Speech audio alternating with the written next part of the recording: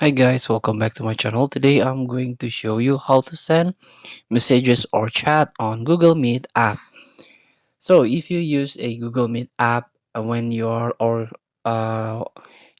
when you're going to a meeting online with your client or with your team, so you can use a chat feature on this Google Meet app.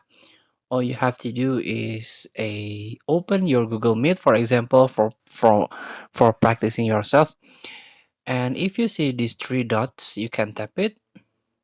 And here we go. This is the in call messages. If you can tap it, so you can send messages to all the people, or a choose a specific people that you want to make a conversation. So feel free to try these in call messages in Google Meet app. Thank you for watching. Don't forget to comment, like, and subscribe, and also click the next button below. See you in the next video.